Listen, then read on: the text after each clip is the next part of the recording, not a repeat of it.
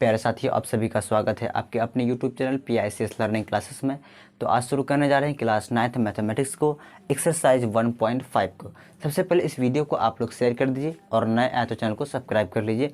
अगर आपको इस समझ में आएगा मैथ को, ठीक है, तो आप लाइक ज़रूर कीजिएगा, ठीक है।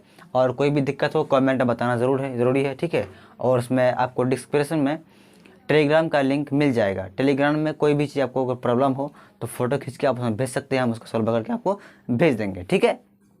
देखिए एक्सरसाइज 1.5 में जो एक नंबर क्वेश्चन है, क्या कह रहा है कि बताइए नीचे में दी गई संख्याओं में कौन कौन परिमेय है और कौन कौन अपरिमेय है। ये एक्सरसाइज समझने से पहले आप सबसे पहले इससे पहले वाले जो लेक्चर है उसको जाकर देख लीजिए आप, ताकि आपको यहाँ पर समझने में किसी प्रकार कोई दिक्कत नहीं होगा, ठीक है। फिर भी देखिए समझाने की पूरा कोशिश करेंगे, समझ में ज़रूर आएगा। देखिए कह रहा है कि इसमें से कौन तो परिमेय है कौन अपरिमेय है, चेक करेंगे। देखिए ये 2 - √5 जो है ये क्या है, ये अपरिमेय है।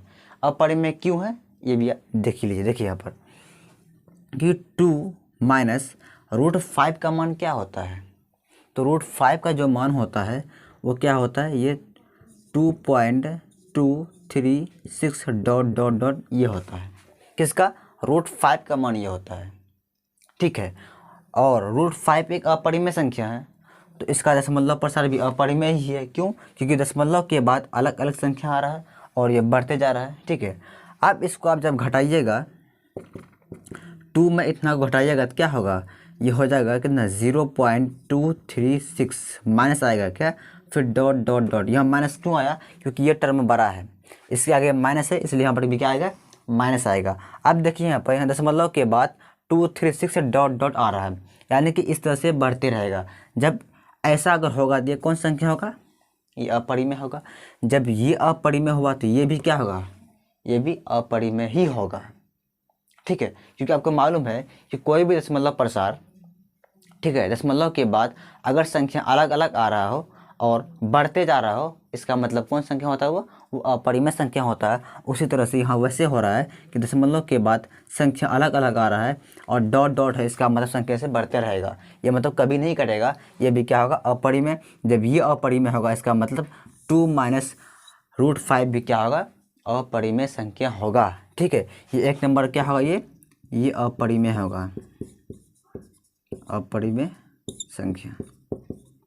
आगे बस समझ में। अब देखिए अब बात है इसमें 2 नंबर में कि ये कौन संख्या है। इसको पहले हल करेंगे, उसके बाद समझ में आएगा ये परिमेय है या अपरिमेय है। हल करने से पहले हम डिसाइड नहीं कर सकते हैं कि अपरिमेय या अपरिमेय। देखिए कैसे हल करेंगे, यहाँ देखिए इसको, ये 3 है, 3 लिखिए आप, प्लस √23 लिखिए। ये ब्रैकेट हटाइए, ब्रैकेट को हम हटा रहे हैं, हटाइएगा तो क्या बचेगा, -√23 बचेगा, यानी कि 3 + √23 -√23 है ना। ये ब्रैकेट हटा दिए हैं। अब देखिए ये कट जाएगा, सेम दोनों है, तो क्या बचेगा, सिर्फ 3 बचेगा। अब ये बताइए 3 कौन संख्या है, 3 तो परिमेय है। जब 3 परिमेय, इसका मतलब ये भी क्या होगा, ये भी परिमेय संख्या ही होगा, ठीक है। यानी कि 3 + √23 -√23 क्या होगा, एक परिमेय संख्या होगा, परिमेय संख्या। आए बात समझ में, परिमेय क्यों हुआ, क्योंकि 3 आया, 3 परिमेय है, तो ये भी क्या होगा, परिमेय होगा। अब इसी तरह 3 नंबर देखेंगे। देखिए यहाँ देखिए, इसको हल करते हैं पहले। नीचे में क्या है, 2√7/7 है, ये चीज़ है।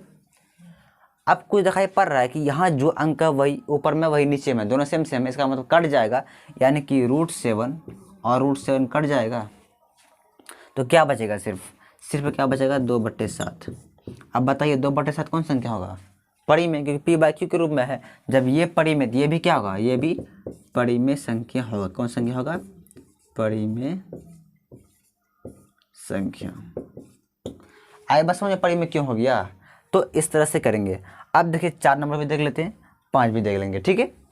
4 में क्या है, 1/√2, क्या है, 1/√2। तो √2 क्या है, कौन संख्या, अपरिमेय है। अपरिमेय को परिमेय से भाग दीजिएगा ना, ये भी क्या आएगा, ये भी अपरिमेय ही आएगा, यानी कि ये कौन संख्या होगा, ये भी अपरिमेय संख्या होगा, ठीक है। अब देखिए 5 नंबर में यहाँ क्या है, 2 × π, यहाँ पर कोई नहीं, क्या है, × है, गुना है। देखिए हम पाई का मान रखते हैं, फिर देखेंगे ये परिमेय है या अपरिमेय। देखिए 2 यहाँ कोई क्या इंटू है, तो पाई का मान हम 10 में लेते हैं, यानी कि इस तरह से 3.14 डॉट डॉट डॉट। पाई का मान ये होता है ना 3.14, आगे बढ़ जाएगा इस तरह से। तो ये यहाँ देखिए 3.14 डॉट डॉट, ये कौन संख्या हुआ? अपरिमेय। और पाई भी क्या है? अपरिमेय है। जब इसको आप गुना कीजिएगा तो कितना आएगा? देखिए कर लीजिए, 4 दूनी 8, 2 एकम 2, पॉइंट है पॉइंट, 3 दूनी 6, ठीक है। और डॉट डॉट लगा हुआ, डॉट डॉट अब लगा दीजिए, यानी कि दशमलव के बाद संख्या क्या बढ़ते जा रहा है और अलग अलग आ रहा है। इसका मतलब ये कौन संख्या होगा?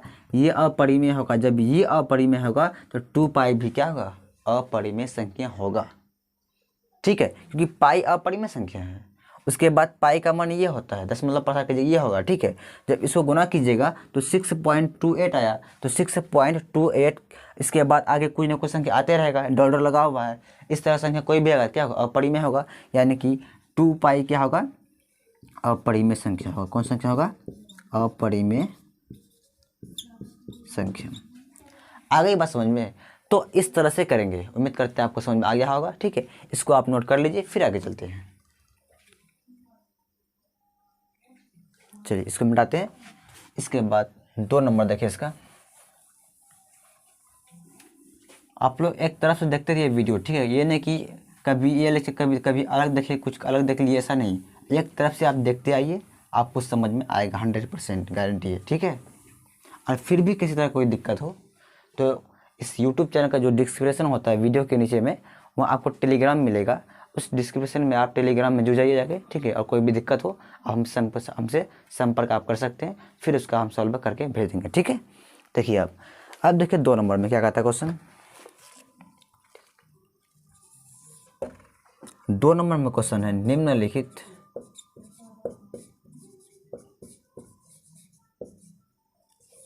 निम्नलिखित व्यंजकों में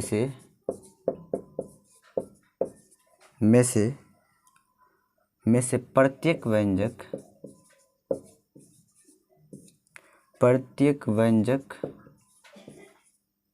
को सरल कीजिए।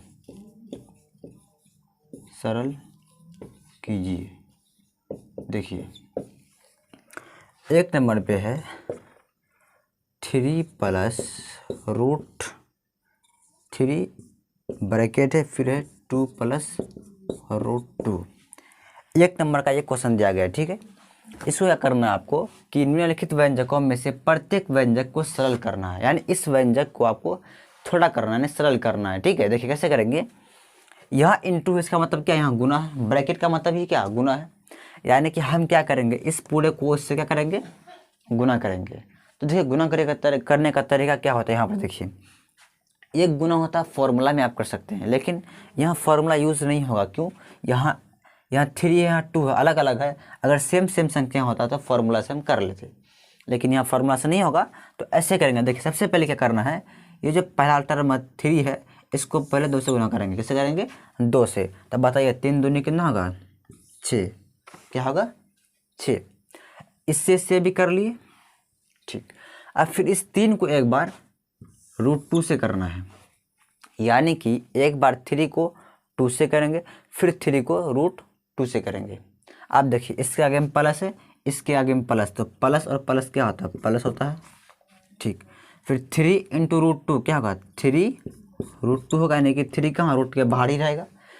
3 का कम पूरा हो गया।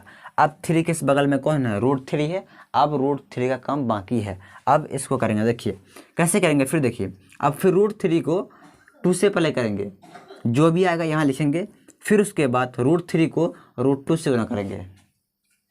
आए बात समझ में? देखिए फिर प्लस और प्लस क्या होता है? प्लस।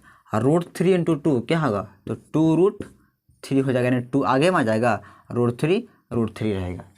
फिर उसके बाद देखिए प्लस और प्लस क्या होता है? प्लस। अब देखिए यहाँ √3 यहाँ √2 है, दोनों में रूट है, यानी ये गुना हो जाएगा अंदर में, ठीक है। तो 3 दूनी कितना होगा? 6, यानी कि रूट कितना आएगा? 6 आएगा। इस तरह से करना है, ठीक है।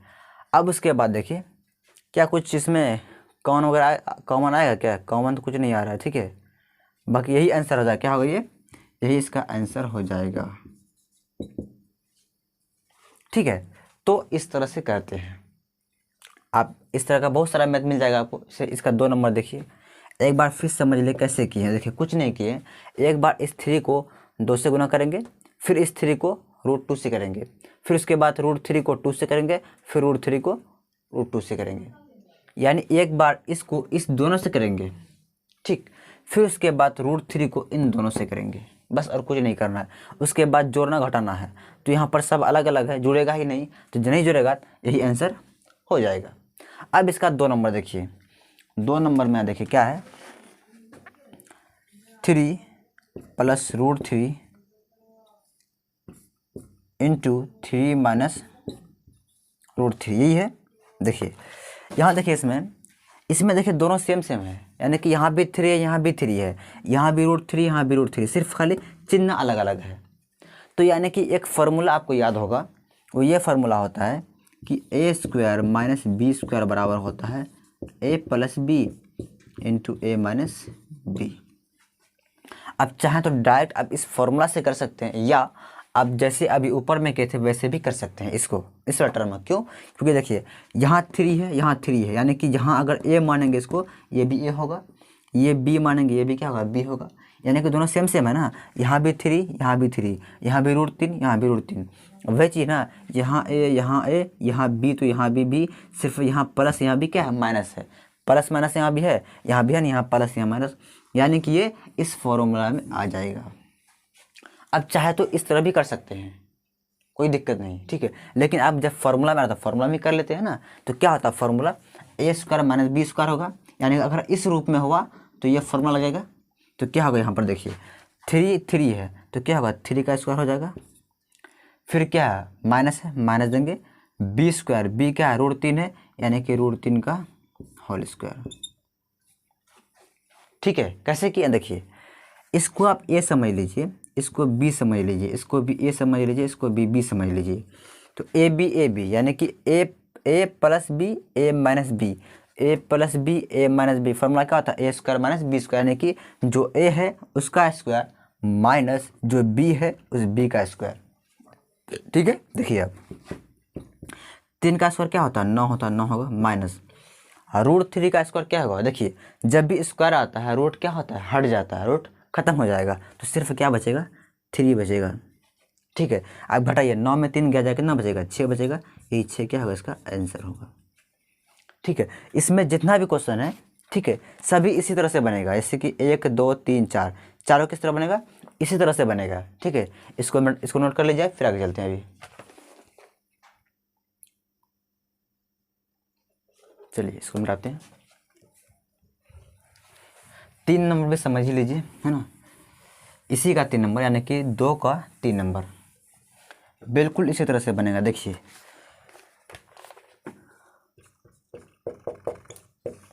क्या है इसमें, √5 + √2 का होल स्क्वायर, ठीक है। देखिए इसमें क्या करेंगे, इसमें देखिए किस फॉर्मूला में आएगा, ये दिमाग लगाइए, फॉर्मूला कौन सा लगेगा। अब एक चीज़ सोचिए, यहाँ पर a + b का होल स्क्वायर, देखिए इस रूप में नहीं है, a + b का होल स्क्वायर है कि नहीं है, यहाँ a है a, b है b, स्क्वायर है। इसका फॉर्मूला क्या होता है, तो होता है वो a² + 2ab + b², ये फार्मूला होता है। तो अब इस फार्मूला में रखिए, इसका मान आ जाएगा आराम से, है ना। यानी कि इस फार्मूला में लगाएंगे, देखिए तो a², a क्या है, a किसको मानेंगे, √5 को, यानी कि √5 का क्या होगा, होल स्क्वायर हो जाएगा, फिर प्लस है प्लस, फिर 2 है 2 दीजिए, इंटू a कितना है, √5, यहाँ क्या आएगा, √5, फिर इंटू b क्या है, √2, यहाँ क्या आएगा, √2। अब बताइए यहाँ पर इंटू क्यों किए हैं, देखिए इंटू इसलिए किए हैं, यहाँ जो है 2 है, यहाँ इसके बगल में क्या है, फिर इंटू यानी गुना है, फिर a के बाद क्या है, इंटू यहाँ पर, इसलिए यहाँ पर इंटू किए हैं, यानी कि गुना किए हैं। यानी कि 2 फार्मूला से लिए, a यहाँ से आया, क्वेश्चन से आया, फिर b यहाँ इसको लिखे, फिर प्लस b² है, प्लस b² है ना, तो b कितना है, √2, यानी कि √2 का होल स्क्वायर है, तो होल स्क्वायर दे दिए, ठीक है। अब देखिए यहाँ बराबर दीजिए, अब एक चीज़ आपको मालूम है कि अगर कहीं पर रूट है उस पर अगर स्क्वायर आ जाए तो क्या होता है, रूट खत्म हो जाता है, तो सिर्फ क्या बचेगा यहाँ पर 5 आएगा। ठीक है, फिर देखिए प्लस, तो यहाँ देखिए ये 2 ही रहेगा, ये दोनों में किस में है, रूट में है, तो अंदर में गुना हो जाएगा, कितना होगा 5 दूनी 10, यानी कि रूट 10। ये 2 बाहर में ही रहेगा, ये दोनों क्या गुना हो गया। फिर प्लस यहाँ क्या होगा 2 सिर्फ होगा, क्यों, क्योंकि रूट है तो स्क्वायर भी है, स्क्वायर रूट खत्म हो जाएगा, सिर्फ 2 बचेगा, 2 लिख लिए यहाँ पर। फिर देखिए अब जोड़िए, ये 5 ये 2 को जोड़िए, 5 2 7 प्लस क्या बचेगा 2√10, यही आंसर हो, क्या हो गया ये आंसर हो गया। ये और नहीं जुड़ेगा, ठीक है, ये नहीं करना कि 7 2 9, ऐसा नहीं करना। इसका मतलब हुआ कि यहाँ 2 का मतलब क्या हुआ, इसका 2 मत का मतलब ये होगा कि √10 और 2 बार है, ठीक है, इसका मतलब ये हुआ। ठीक है, तो इसलिए जुड़ेगा नहीं है, यही आंसर हो जाएगा। तो इस तरह से 4 नंबर भी होगा। ठीक है, आप लोग कर लीजिएगा, बिल्कुल आसान है ये। ठीक है, इसको नोट कीजिए, फिर आगे चलते हैं। अभी चलिए इसको मिटाते हैं। अब देखिए इसका क्वेश्चन नंबर 3। क्वेश्चन 3 थोड़ा लैंग्वेज वाला क्वेश्चन है, ठीक है, इससे इसको बोर्ड में लिखेंगे नहीं तो टाइम बहुत लग जाएगा, तो डायरेक्ट हम बताते हैं। आप लोग किताब आगे कर लीजिए, ठीक है, आप लोग किताब में क्वेश्चन देख लीजिए।